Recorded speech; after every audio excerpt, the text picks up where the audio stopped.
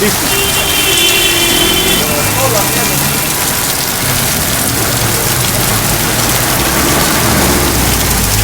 A ver si nos puede contar qué pasó en la calle Quijarro, ¿no?